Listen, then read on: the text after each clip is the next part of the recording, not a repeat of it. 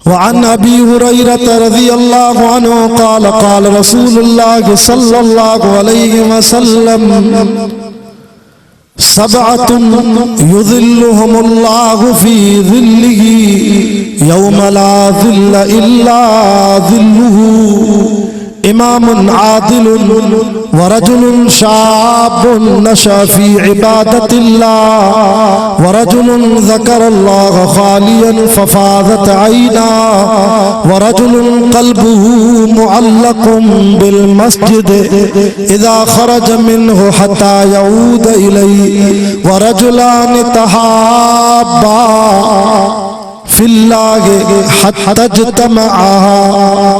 इज्तमआ अलैहि व तफ़र्रक़ा अलैहि व रजुलुन दअतहु इम्रअतुन ज़ातु हसबिन व जमालिन फ़क़ाल इन्नी अख़ाफ़ुल्लाह रब्बल आलमीन। हे नबी साईं जा लफ्ज़ तो पढ़ा, हे हुज़ूर साईं मुझे नाने मोहम्मद रसूलुल्लाह जी हदीस तो पढ़ा जेके गाल वणे सुभान अल्लाह तो वरजुलुन तसद्दक़ बिसदक़तिन फ़अख़फ़ाहा हत्ता ला तअलम शिमालुहु मा तुनफ़िक़ु यमीनुहु आमन्तु बिल्लाहि सदक़ल्लाहुल अज़ीम इन्नल्लाह व मलाइकतहु युसल्लूना अलन नबी या अय्युहल्लज़ीना आमनू सल्लू अलैहि व सल्लिमू तस्लीमा। दुरूद शरीफ पढ़ो दादा। अल्लाहुम्मा सल्लि अला मुहम्मदिन नबिय्यिल उम्मी व अला आलिहि व सल्लिम तस्लीमन दाइमन अबदन अबदा। अल्हम्दुलिल्लाह। अज 24 अप्रैल सन 2025 खमीस जी शाम मदरसा मदीनतुल उलूम हमादिया जे हिन दस्तार फजीलत कॉन्फ्रेंस के प्रोग्राम में गोठ बोरड़िया में लगो रुस्तम ताल के लखी जिले शिकारपुर में हजरत मौलाना कारी मोहम्मद अकरम महर साहब मुदर्रिस मदरसा हादा हजरत मौलाना अजीजुल्ला सेठार साहब मोहतमिम मदरसा हादा उन्हनि जी सिक भरी दावत ते काफ़ी टेम खां पोइ वरी अल्लाह ताला हिन गोठ बोरड़ी सेठार में मूंखे अज 20 दफ़ो कुरान ॿुधाइण जी रब सादत नसीब कराई आहे। हिन गोठ सां मुंहिंजी एॾी निस्बत आहे जो 2011 खां वठी मां हिन गोठ में वाइज़ कंदो अचां थो। हे बि मुंहिंजो अंदाज़ो आहे न त तक़रीबन अञा मथे आयो हूंदुसि अल्हम्दुलिल्लाह। मुंहिंजी पंहिंजी शादी थी आहे 2014 में, मां कुंवारो आहियां बि हिन गोठ में वाइज़ करण आयो आहियां अल्हम्दुलिल्लाह। हिन गोठ में असां रातियूं बि रही विया आहियूं। पुरानी मोहब्बत आहे। मुझे ॾाॾे हज़रत साईं सैयद फ़कीरुल्लाह शाह बुखारी, मुझे बाबे मौलाना सैयद अब्दुल गफूर शाह बुखारी जी हिन गोठ के दुआ है। अज ताईं उहो ई ताल्लुक़ आहे, निस्बत आहे। अवां जी हिन मस्जिद में मां 2-3 दफ़ा रातियुनि जो आराम करे वियो आहियां 11-12 जे दौर में। अज भी ॾाढी ख़ुशी थी जो कारी मौलाना मोहम्मद अकरम साहब जी मेहनत, मौलाना अजीजुल्लाह जी मेहनत जो हितों कुरान मजीद तालिबन पूरो कयो। अज मोहम्मदी बाग में मेवा पैदा था। आलिमन मुर्शिद हाले जी वारनि उन्हनि जी दस्तारबंदी कराई। इन्हनि तालिबन पंहिंजे सीने में उन कुरान के जाइ ॾिनी जंहिंजो ॿार ज़मीन आसमान भी कोन खणी सघिया। सैयद मौलाना मोहम्मद अयूब साहब अल्लाह ताला उन्हनि खे शफ़ाए कामिला आजिला अता फरमाए। उन्हनि जी भी मेहनत आहे, सभिनी दोस्तनि जी मेहनत आहे। बस टाइम के बचाईंदे सॼो ॾींहुं तव्हां कुरान ॿुधो आहे। मां भी खुतबे में हिकिड़ी आयत पढ़ी आहे, हिकु हदीस पढ़ी आहे, उन मुतालिक बयान कंदुसि। अल्लाह ताला मुंहिंजे लफ़्ज़नि खे क़बूल फरमाए ऐं अल्लाह ताला तव्हां असांखे महशर में, क़ब्र में ऐं पुलसरात ते सिरात मीज़ान ते हिन सोने कुरान जी शफ़ाअत नसीब फरमाए। अल्लाह से पंहिंजे कलाम कुरान मजीद में फरमायो, फरमाए इन्नल्लाह यअमुरु बिल अदल वल इहसान।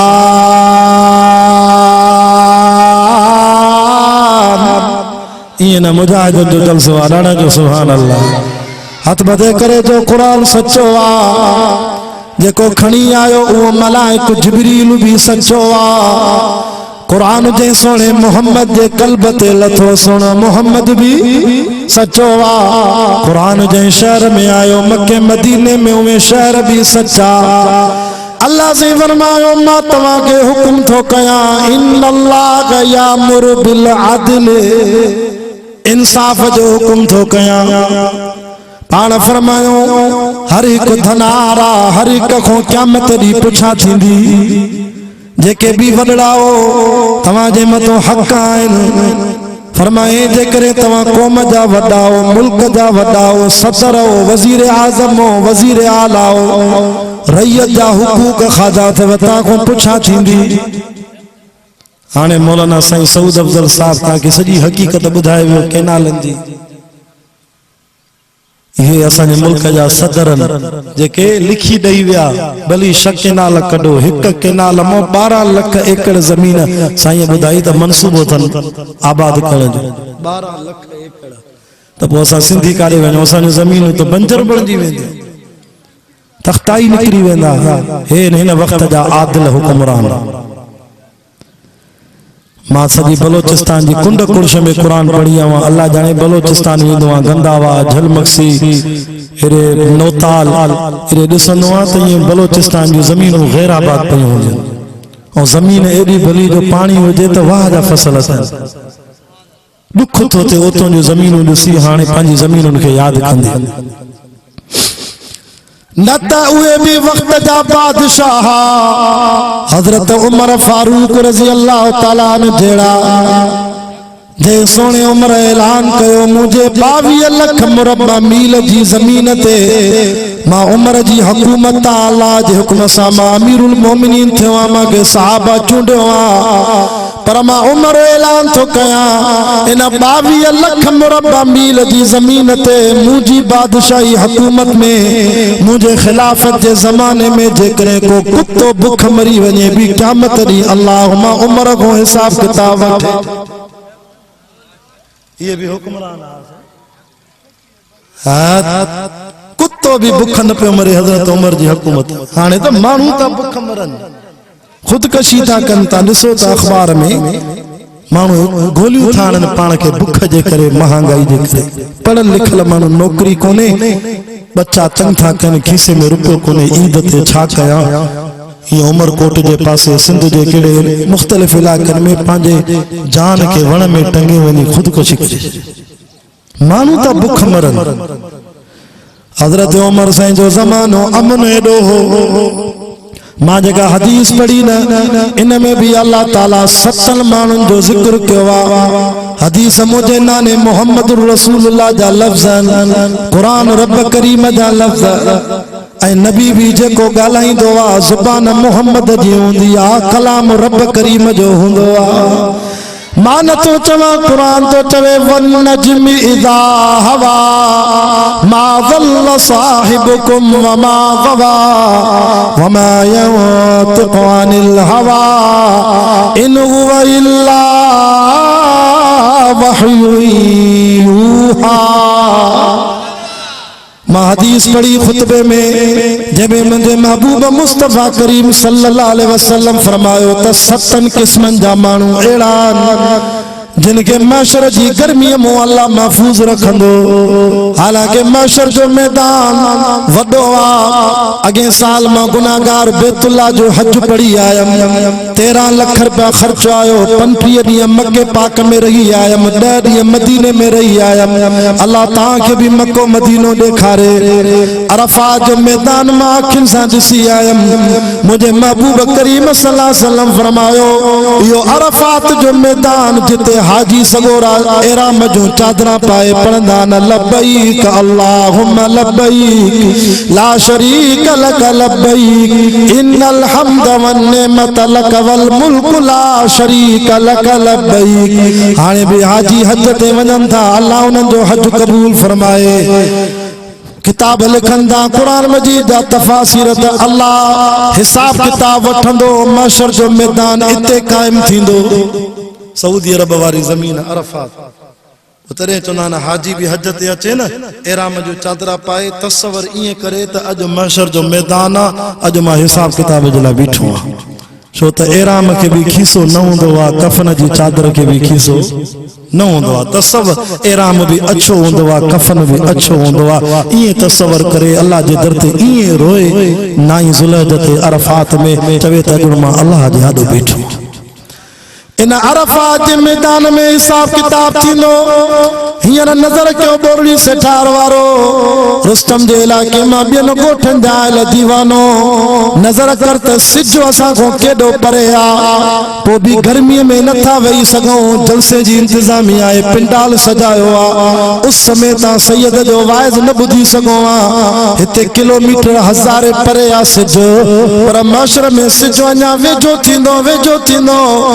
गुनाहनि जे करे कंहिंखे पेरनि ताईं पघर हूंदो, कंहिंखे गोॾनि ताईं, कंहिंखे दुन ताईं, कंहिंखे ॻीचीअ ताईं पंहिंजे पघर जे पाणीअ में ॿुॾंदा रहंदा। पोइ उते अल्लाह साईं 7 क़िस्मनि जे माण्हुनि खे चवंदो, हेॾे अचो तव्हां 7 माण्हू मां अल्लाह खे एॾा प्यारा हो, एॾा प्यारा हो जो मां रब तव्हांखे पंहिंजे अर्श अज़ीम जी शाम में जॻह ॾियां। सुभान अल्लाह ढरी हाणे तव्हां साईं हबीबुल्लाह शाह जो वाइज़ ॿुधो था, शांजी शाम में वेठा हो, पिंडाल जी शाम, शांजी शाम ॻाल्हायो। ओरे ॿार ॾिसो उस आहे न, हिते वेहंदो त गर्मी थींदी, खल सड़ंदी। हे शामियानो अथव, अल्लाह जो अर्श त वरी अञा मथे आहे। हा अल्लाह जो अर्श वसी कुर्सी हो समावात, या आसमान जमीन में रब जी कुर्सी विशायला।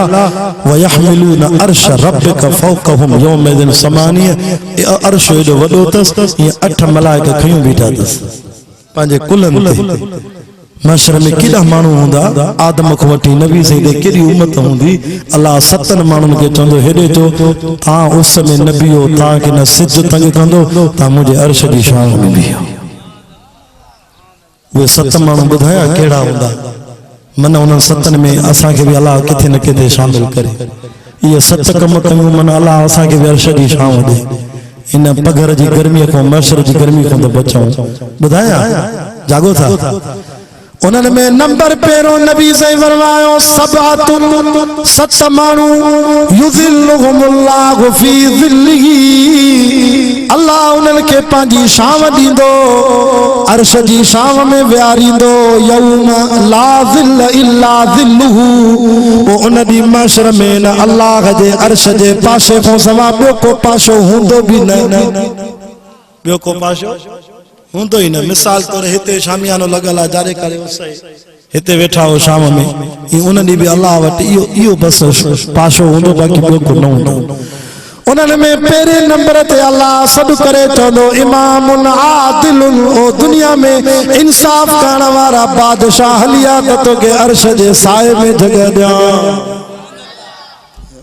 हे ने भागो त हूंदो ई न जेको किनारा तो खपाए, छो त इहो अदल नथो करे, इंसाफ नथो करे न। बस महमूद त तव्हांखे कैप्सूल खोले ॿुधाए वियो, मां वधीक क़ुरान जा आशिक़, दीन जा परवानो, जेके सिंधनि जा हक़ खाईंदा।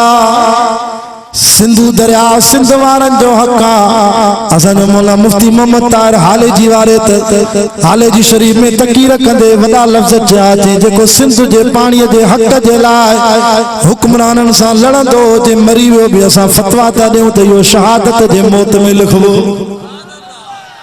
इहो शहीद आहे जेको पंहिंजे हक़ जे लाइ लड़े। वाह मुझा सोना उमर तुझी हुकूमत, आदिल एडो हजरत उमर फारूक ऐलान कए त 22 लख मुरबा मील जी न ज़मीन ते अध रात जो 12 बजे खां पोइ कुंवारी औरत जे मथे ते खारो भरे सोन जो रखोस। मुंहिंजी हुकूमत वारी ज़मीन ते घुमे हुआ औरत जवान अध रात जो, जेकरे को कुत्तो उन कुंवारी औरत रे अख खणी न्यारे त मां हज़रत उमर सुभाणे इस्तीफा ॾियण जे लाइ तयार आहियां। खारो भरियल सोन जो घुमे 22 लख मुरबा ज़मीन ते, को कुत्तो अख खणी न्याणीअ खे ॾिसे त सुभाणे मां तो इस्तीफा ॾियां। हाणे तूं 10 बजे हिन रोड सां त हली ॾेखारी, 8 बजे मगरिब खां पोइ हीअं रुस्तम खां चक ते वञ, सोन खणी खारो तो रखूं था मथों ये घुमी तो देखा।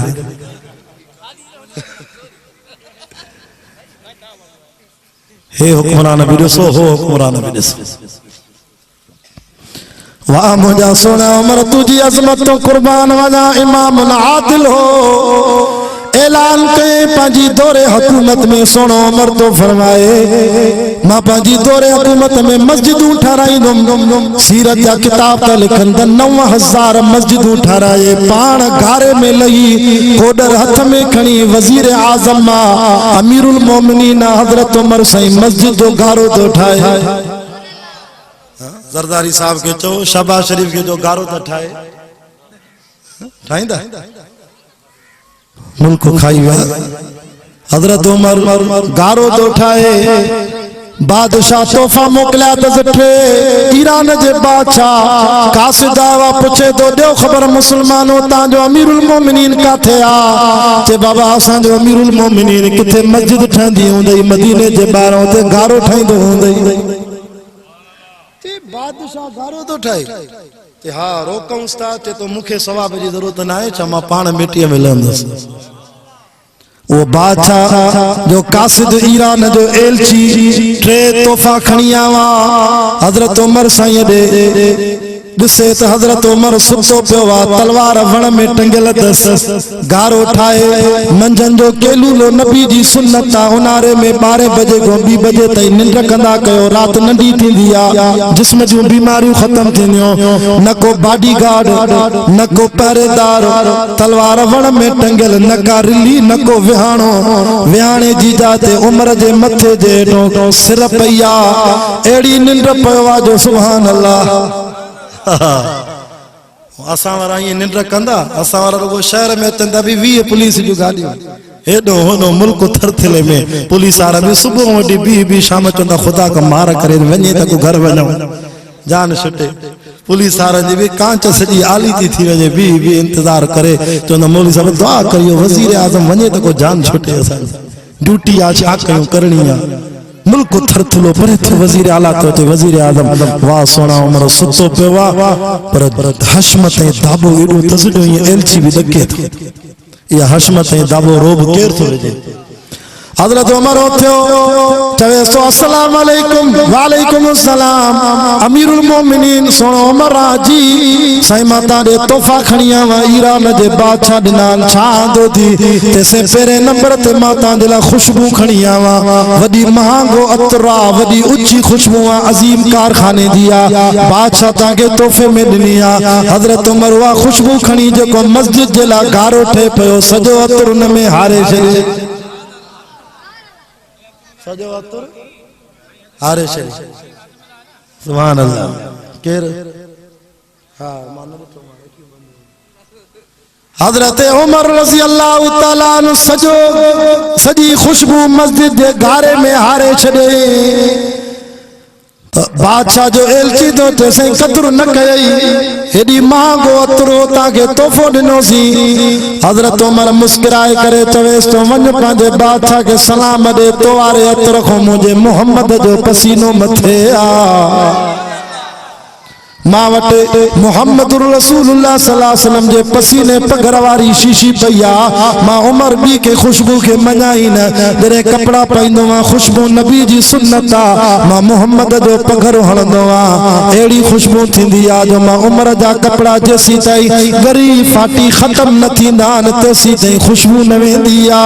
नारे तकबीर शाने मोहम्मद मुस्तफा मकामे मोहम्मद मुस्तफा नारे तकबीर तरी तो इश्क अहमद अजल ही से सीने में गे मैं यहाँ हूँ मेरा दिल मदीने में है देखो डाडा सुभान अल्लाह चवे अल्लाह करे सही हबीबुल्लाह शाह बुखारी सा गड मदीने वाले देखो आए से चवे अल्लाह करे बोरड़ी को पंध वने मदीने पंधवी दे तपो 4 साल लगंदई जे बुखारी सैयद सा गड हलंदे कराची को हवाई जहाज में पो इंशाअल्लाह 3 कलाकन में मदीने हारगो किराओ पंजो पान भर जाए बगी हल जाए मूसा गडो इश्क अहमद अजल ही से सीने में गे मैं यहाँ हूँ मेरा दिल मदीने में है हे सहाबा की झरमट में बदुर तुझा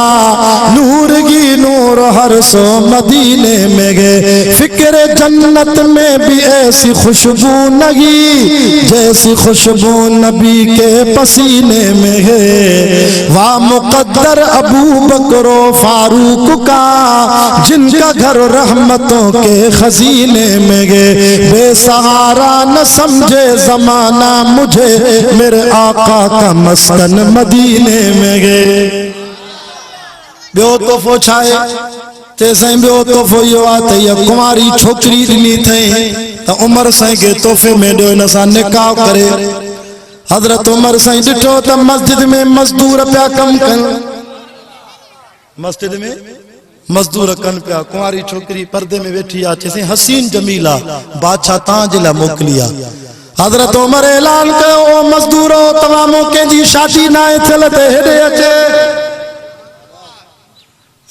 असां जेके वॾे खे वज़ीर आला वज़ीर आज़म खे इहो तोहफ़ो मिले ॾींदो हज़रत उमर आदिल त ॾिसो मज़दूरनि खे चए थो अड़े को कुंवारो आहे त हेॾे अचे हिकिड़ो मज़दूर मस्जिद में कमु कंदे चएसि मूंखे शौक़ु आहे शादीअ जो काई माई बि कोन्हे शादी न कई आहे अचो त वे त मां उमर तोखे निकाह कराई आहे छोकिरी तोहफ़े वारी सुहिणी तोखे ॾेई छॾियां तव्हांजे लाइ बादशाह ॾिनी आहे उमर साईं तुंहिंजे मुंहिंजो गंज शादियूं थियल आहिनि मूंखे ज़रूरत न आहे हे मस्जिद जो मज़दूर आहे हिन खे ॾेई थो छॾियां ये थे आदिल इन्हनि खे त जन्नत सॾे चवंदी त हेॾे आहे वरी टियों वांदो थी तवज्जो के वक्त मुख्तसर आहे मूंखे बि सरखेल बिरोइन जे जलसे ते पहुचणो आहे खानपुर भी मुझे पाड़े में जलसो हले थो अल्लाह अकबर कबीरा वरी टियों तोहफ़ो छांदो थी जैसे ज़हर जी शीशी आंदी आहे वॾी ख़तरनाक ज़हर आहे साईं जेको खाईंदो उहो मरंदो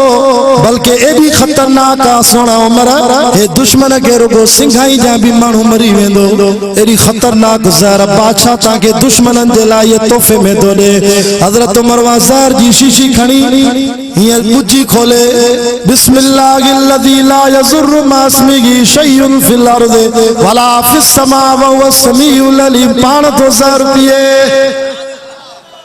ओ एलची रणी तो करे साईं मरंदे मौत मुंहिंजी गीचीअ में साईं ख़तरनाक ज़हर थी नबी नबी सजी शीशी हज़रत उमर पी वियो चे वञ पंहिंजे बादशाह के सलाम रे ईरान जे बादशाह के तो तबारकल्लज़ी बियदिहिल मुल्क व हुवा अला कुल्लि शैइन क़दीर अल्लज़ी ख़लक़ल मौत वल हयात लियब्लुवकुम अय्युकुम अहसनु अमला मारण वारो रब्बा मौत हयाती जो मालिक मुझो अल्लाह वादे को मुल्कन जो मालिक का ज़हर न मारींदी आ ज़हर में असर मारण जो अल्लाह रखंदो आ मूंखे रब में यकीन आहे जे रब न मारे त हीअ ज़हर भी कुछ न करे सघंदी मता सुभाणे तव्हां भी शीशी खणी या दुआ पढ़ी शुरू थी वञो ओ गीचीअ में वरी हबीबुल्लाह शाह खे ॻाल्हि पवे तव्हां न कजो ईअं उहो हज़रत उमर हो छो त उनजी तवक्कल असां खां मथे असांजा तवक्कल जा वज़ू ई भॼी था पवनि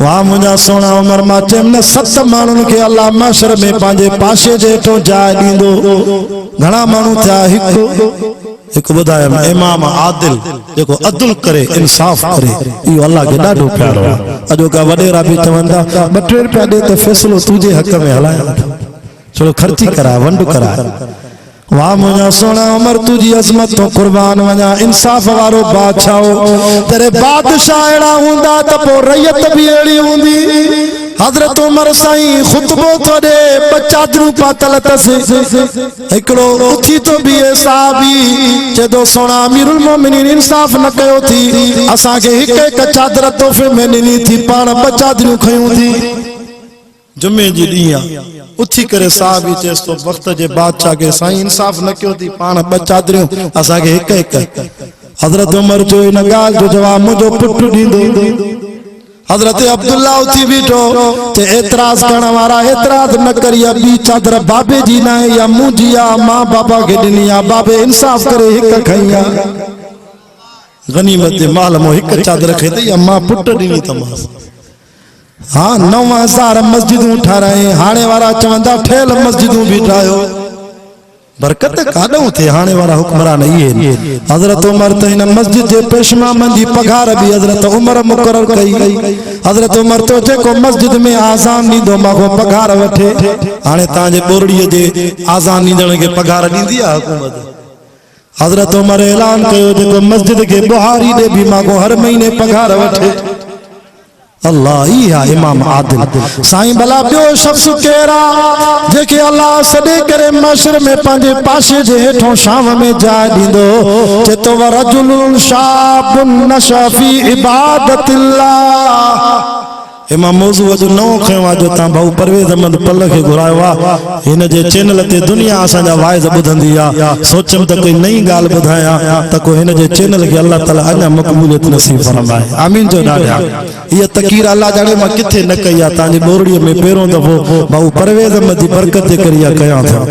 वरजुलुन शाबुन नशा फी इबादतिल्लाह। अल्लाह से रसूल करीम फरमायो बियो उहो माण्हू आहे जेको जवानीअ में पंहिंजे रब साईं खे यादि करे। अल्लाह अकबर। जवानी में इबादत करे। सिंधीअ में चवंदा न कुराड़ पजे 100 सजदन को जवानीअ जो हिकिड़ो सजदो मथे आ। शीं पोड़ो थे भी कमजोर थींदो आ। जेको जवानीअ में अल्लाह जे दर ते अचे ना अल्लाह ॾाढो ख़ुशि थींदो आ। पाण खे गुनाहन खां बचाए। तॾहिं त अल्लाह तव्हांजी तारीफ़ कई आ।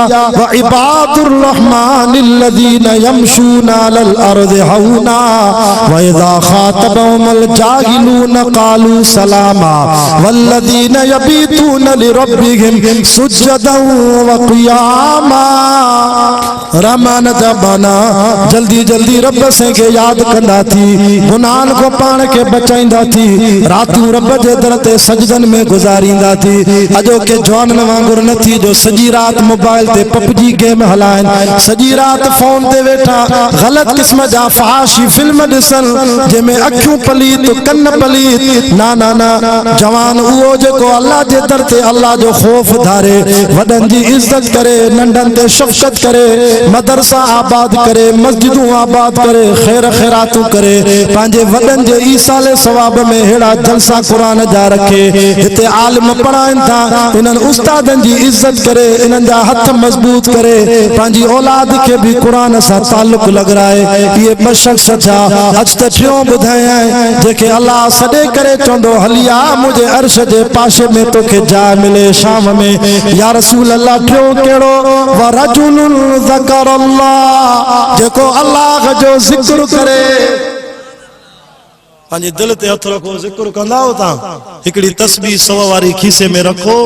तव्हां सिजल थी जी नमाज पढ़ी 100 दफ़ो ला इलाहा इल्लल्लाह ला इलाहा इल्लल्लाह। तरीक़ो इहो अथव पहिरों सूरे फातिहा पढ़ो 11 दफ़ा कुल पढ़ी सभिनी बुज़ुर्गनि जे रूहनि खे बख़्शे पोइ ज़िक्र शुरू कयो।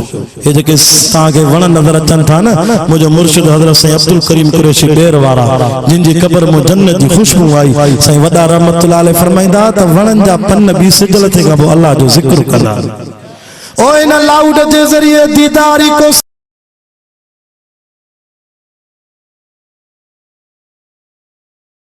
मां सभिनी दोस्तन के पैगाम थो ॾियां पंहिंजी घर वारनि खे भी ज़िक्र करायो।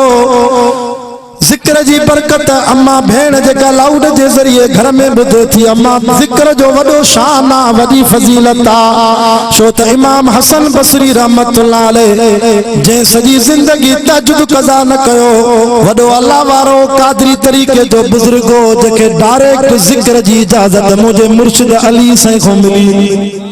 सुभान अल्लाह करते जल्दी गाल खत्म किया 4:15 थी विया जल्दी ॻाल्हाए। अल्लाह अकबर। हज़रत अली साईं को इजाज़त इमाम हसन बसरी ताबैया जे अली साईं जी ज़ियारत कई साहबी जी ज़ियारत कई उनखे पंहिंजी घरवारी थी चवे हज़रत हसन बसरी के ओ हसन बसरी वॾो अल्लाह वारो थी वियो आहे वॾो ज़ाकिरीन बानो आहे जो न नमाज़ वञे थी न तहज्जुद वञे थो पर तुझे न तक़वा में परहेज़गारी में बुज़ुर्गी में रुगो अकेलो तुझो हिस्सो न आहे मां तुंहिंजी घरवारी आहे मुंहिंजो बि हिस्सो आहे।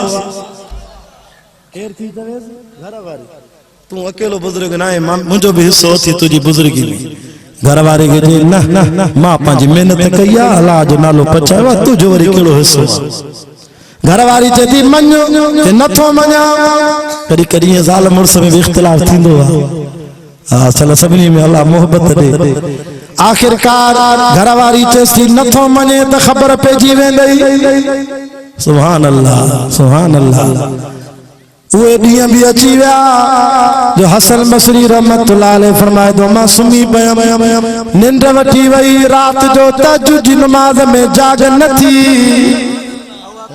तहज्जुद रहिजी वियो, तहज्जुद जी नमाज़ में जाग ई न थी। असांजा ॾाॾा हज़रत साईं फ़कीरुल्लाह शाह बुखारी रहमतुल्लाह अलैह 100 साल जी उम्र में वफ़ात करे विया। सखर खां पंध वेंदा दरगाह हाले जी शरीफ हज़रत साईं हमादुल्लाह रहमतुल्लाह अलैह को ज़िक्र वठण असांजे ॾाॾे साईं ख़लीफ़ा अहमदीन रहमतुल्लाह अलैह जी सोबत में वेठा। वो फरमाईंदा कॾहिं कॾहिं कमरे में अलाए केरु ईंदो आहे, पेर खे लोॾो ॾेई चवंदो आहे उथी फ़कीरुल्लाह तहज्जुद पढ़ो। मुर्शिदनि सां ॻाल्हि कई, उन्हनि जो साईं केर, मां चई कमरे में कोई नजर नथो अचे। चे कॾहिं कॾहिं पंहिंजे प्यारनि खे निंड मोह ठाहे बि अलाह फरिश्ता मोकिलींदो आहे, वञो मुंहिंजे बाने जे पेर खे लोॾो ॾियो, छो त इन बाने जो सजदो तहज्जुद मुसल्ले ते रोअण मां अलाह खे ॾाढो वणे थो। ऐं गुनाहनि जे करे किन शख़्सनि ते अलाह नाराज़ थींदो आहे, शैतान खे मोकिलींदो आहे, वञ का ठपकी हणेसि त निभागो फजर नमाज़ ते बि न उथे। हिकिड़े बुज़ुर्ग लिखियो आहे जेके सुबुह जी नमाज़ ते जाग न थिए ऐं फ़र्ज़ हलियो वञे त उहो सॼो ॾींहुं तस्बीह करे रोए, अलाह जे दर ते माफ़ी वठे, मतां कंहिं गुनाह ते रब नाराज़ थियो सॼो रब उथण जी तौफ़ीक़ ई न ॾिनसि। जेको नमाज़ वञे न मस्जिद को ॼण धिको ॾेई छॾियसि निभागो आहे, उथे ई न, शैतान वञी कन में मुटरेसि, इन जो सजदो मां अलाह खे वणे ई न। दुआ कयो त सॼी ज़िंदगी अल्लाह 5 वक्त नमाज बाजमात सां नसीब कराए। आमीन। जल्दी चो। असांजो दोस्त सिंध बलोचिस्तान जो मशहूर नात ख़ान भाऊ मोहम्मद हाकिम भी अची वियो आहे। तवज्जो कयो हाकिम अली अबड़ो साहब, अल्लाह उन जी जवानी में बरकत फरमाए, अल्लाह भाऊ जा जायज़ मसला हल फरमाए। कुरान जा आशिक दीन जा परवानो हसन बसरी के बी रात भी जाग न थी, टी रात भी जाग न थी। आखिरकार घरवारी के चई केड़ी हरकत कई थी, जेको जिंदगी में तहज्जुद न वञे उन को जो 3 रातूं वञे तो रोईंदो न रोईंदो, दुख थींदो न। घरवारी के जे सच्ची ॿुधाए केड़ी हरकत कई थी, ते अवल इहो मञ त तू जी बुजुर्गी में मुंहिंजो भी हिस्सो आहे। छे अल्लाह जी बानी मञा थो, अवल ॿुधाए त सही।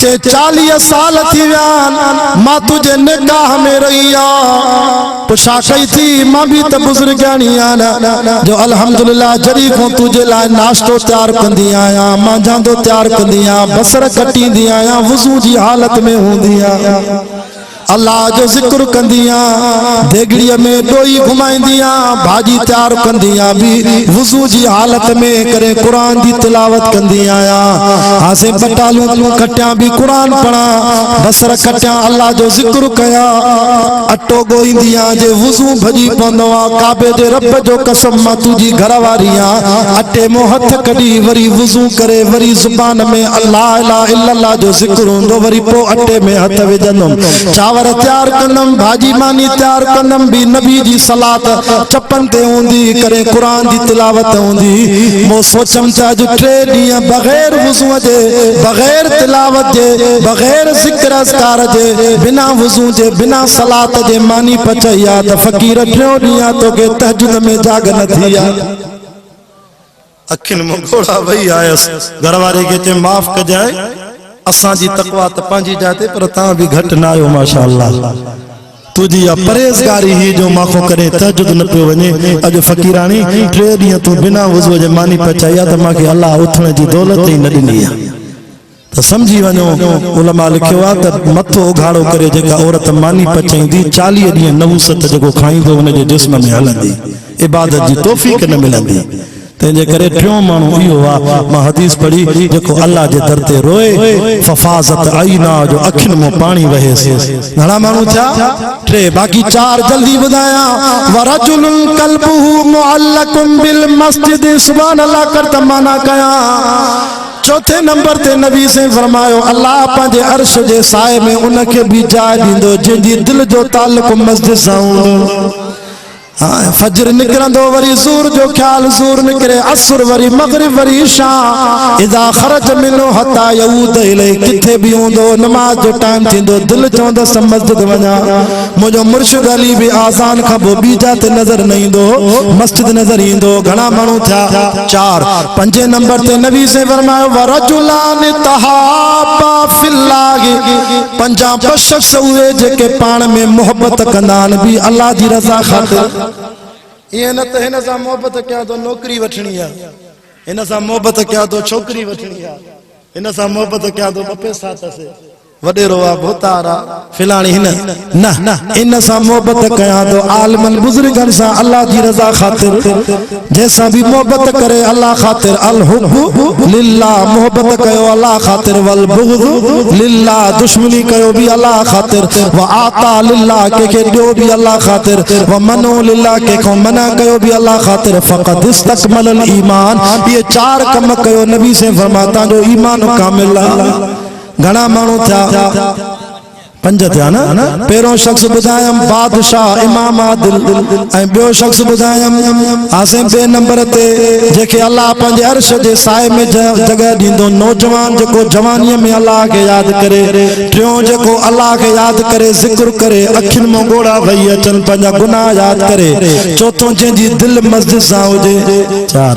पंजों जेके पाण में मोहब्बत कनि अल्लाह ख़ातिर ॿई शख्स अर्श जे साए में जगह मिलंदनि। बाक़ी ॿ तवजो कयो। छह नंबर ते नबी से फरमाया वरजुलुन दातु इमरातुन ज़ातु हसबिन व जमालिन एड़ी का जाय जिते को मानू न दिसे पर्दो आ हसीन जमील छोकरिया सद थी करे से सोनिया अच मूसा बुराई कर गुनाह जी दावत थी दे जिया जो अल्लाह माफ करे। मर्द मर्दन सा छोकरा छोकरन सा जिना था कन लासूड़ो छोकरो दावत दे या का छोकरी दावत दे जिना जी हलिया मूसा मोहब्बत कर बुराई कर पर हिन उनके शा जवाब ॾिनो हता हिन चयो फ़क़ाल इन्नी अख़ाफ़ुल्लाह माके कंहिंजो खौफ रब्बल आलमीन जहान जे पालनहार को डुजा तो ओ माई तू भी डुज मां न कंदम यो बुराई जो कम अल्लाह तो चे जे मुझो खौफ रखी जिना न कई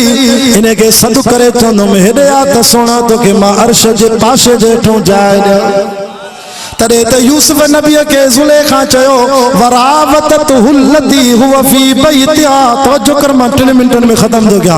वरावततुहुल्लती हुवा फी बैतिहा अन नफ्सिही व गल्लक़तिल अबवाब व क़ालत हैत लक सतल कमरन जा दर कुल्फ दई करे चाबियूं पाण वटे अजीज मिस्र जी बादशाह जी घरवारी शहजादी यूसुफ नबी के चेती हलिया मां तोते दीवानी अच मुझी जिनसी ख्वाहिश पूरी कर पर नबी शाह जवाब दिनो क़ाल माअल्लाह या ये चे तो बाबा याकूब बचा के सर के अल्लाह के सर के रब चो मुझी तकबीर जा नारा आया थी के तवरी चवंदा हक पीर मिठा तुझा तीरत खा या गोस बहावल बेड़ा धिकवा भी वधी के चवंदा सोनी कलंदरी वारा पारत दी तू त ॿियनि खे सॾ कंदो आहे पर क़ुरान तो ॿुधाए नबी कंहिंखे सॾ कयो अल्लाह के रब चयो यूसुफ घबराए न दरवाज़न मों डोड़ण तुंहिंजो कम आहे बिना चाबियुनि जे कुल्फ टोड़े दरनि खे खोले तोखे पाक दामन करण सतनि कमरनि जी मालात मां रब जो कम आहे। शमाणू थिया। 7 नंबर ते आखिरी बुधो अल्लाह जे रसूल फरमायो वरजुलुन तसद्दक़ बिसदक़तिन फअख़फ़ाहा आ फरमाया 7 नंबर ते वो मानू जेको सदको कढे पंहिंजे हथ सां हता ला तालम शिमालू एड़ी खैरात कढे जो खबे हथ खे भी खबर न पए त घणा पैसा ॾिना अल्लाह जी असां वटि वरी खैरात नात खान के भी ये चूंडे ॾींदे कादे आज़म उहो 10 रुपए में जेको कादे आज़म के भी टोपी न हुजे 10 रुपया भी उहे रख दई वरी जुमे ते भी चंदो ॾींदई बटू खोलींदई हिकिड़ो ॿुधाए पियो चइसई मां सोचम त वॾेरो आहे को 5000 जो नोट रखंदो 5000 बि सोरे वरी 1000 सोरे 500 सोरे वरी 100 सोरे 50 सोरे 10 रुपया खणी जुमे वारी पेटीअ में वेंदई चूंडे ॾींदई खणी हलदई अल्लाह से फरमाए तो खैर उहो आहे जो हिन खीसे में जो कढे त न खबे हथ खे ख़बर न पए अलाए छा ॾिनई वो एड़े शख्स एड़ी खैरात कंदो इन मदरसन के मस्जिदन के आबाद कंदो ये 7 कम ता कयो अल्लाह से फरमाए तो महशर में मां गर्मी को बचाए ताकि पांजे अर्श अजीम जी जाय में जगह ॾींदुस अल्लाह ताला मुझे कलमात के कबूल फरमाए जिंदगी रहनी वरी मुलाकात थींदियूं वमा अलैना इल्लल